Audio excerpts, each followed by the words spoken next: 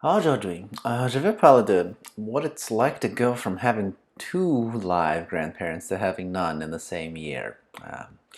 This isn't about either grandparent specifically, but what their loss has triggered in me, I guess.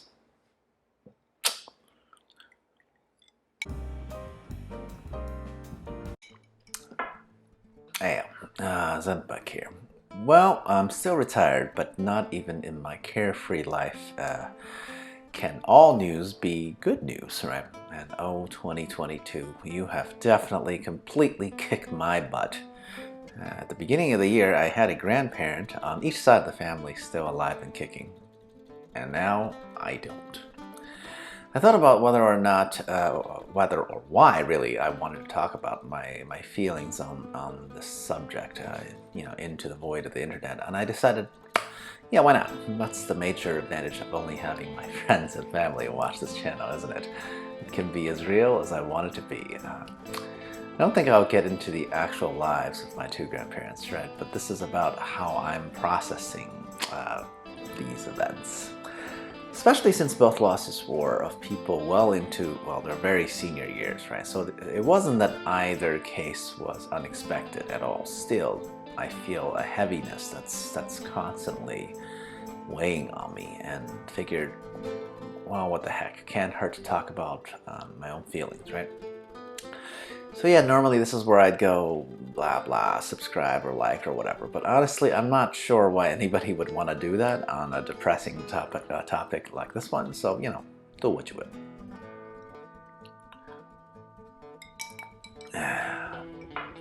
So first, I'm so glad, in a way, that both my parents, who are from separate sides of my family and lived very, very far apart at their time of departure, like continents apart, they did share this one thing in common in terms of how they exited, and that is that they both exited while still surrounded by their children at home. And I mentioned already that both are long-lived. Heck, if I do a quick average between the two on their age of departure, it would be very, very close to 100, okay? Good Lord, I am so happy that even in this level of advanced age for people who are nowhere near each other, yet they both exited around family. That must mean this is a cultural thing, right? Because I know in the US, what I hear about constantly in terms of the dangers of old age is being stuck in a nursing home and having no one visit them, right? I am so happy to hear that. For my grandpa and grandma, they didn't have to worry about that, right? And to make it almost a century mark, to have educated the next generation to the level where they're around to see you go, I mean, isn't that all that we can hope for? In how we take care of the old, I'm glad culturally we take care of our own, right? There's no buts about it. I believe the American argument is mostly about, old people having their own independence or whatever. But let me be clear. At some point in someone's descent into old age, help will become mandatory. So I'm only talking about it in that sense, right? I hope now that I can step up when the time comes, when it's my time to care for my folks too, right? It's only the right thing to do.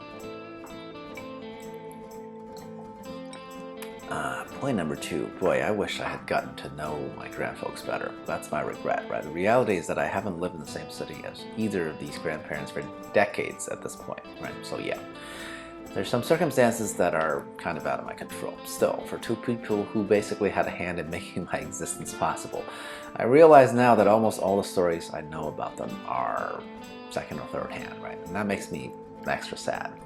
They're less fully fleshed out people to me than avatars of strength and wisdom, right? Because in my mind, they've always been old, and we venerate the old, again, culturally speaking, right? We defer to them for their experience. I mean, that all worked much better when I was younger, didn't it? Because then I just believed what I was told. Strangely, as an adult, I do not actually defer to the opinions of my folks simply when given, and yet I still hold the thought of grand folks as almost mythical, mythically just truer or better or something. I guess the distance in a way helped solidify their stature in my mind, right? It's hard to pierce the veil of reality when all I can recall of them are their idioms or sagely advice in little bits, right? Maybe it's better that's how I'll remember them, yet still I wished I could have talked to them more years ago instead of being so self-absorbed, I guess. Nah.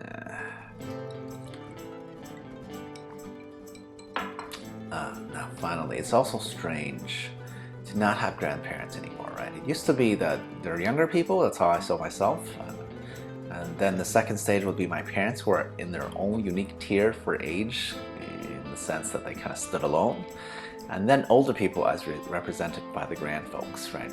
Now that I have no more grandparents, I guess everyone's age tier gets moved up one, right? The reality is my folks have been looking a bit old occasionally already, right? And I knew it. Though I myself still feel pretty young, right? Some people might be like, hey man, you are old. That's fine. I feel young because maybe I don't have any kids and I am as carefree as one can be, having early retired. But now officially my folks have graduated by necessity into the realms of the old, and that is very, very scary, alright? I said before that the loss of my gramps have made me feel like this constant weight on myself, right? For the past, really a couple of months. But if I try to imagine the loss of a parent, I feel like I wouldn't even be able to get up from the floor, right? Not the bed, but the floor, okay? Yet at the same time, I've come to the realizations that maybe I should ask these newly minted older folks more about their lives, right? Because of that whole, hey, I didn't do that for the previous generation too well thing, right? I'm sure my folks would be happy about it. It's almost as if now I wish they could write down every single thing they've ever done or wanted to remember and share with me, kind of like what I'm doing with these clips, right? I guess. Ooh, how meta. Well, the one positive thing that I've heard recently since the loss of these grandfolks is how I must have the longevity gene, considering how old these two recent losses were.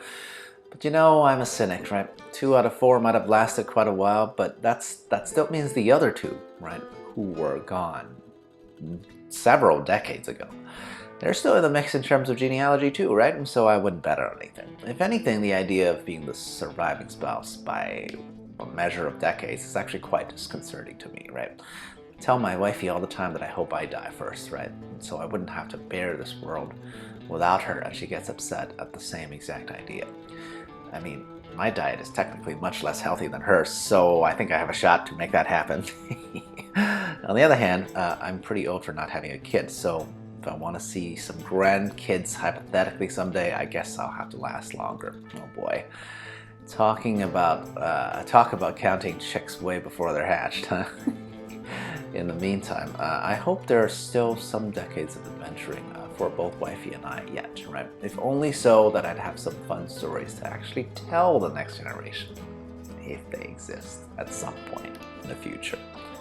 Cheers, à la prochaine.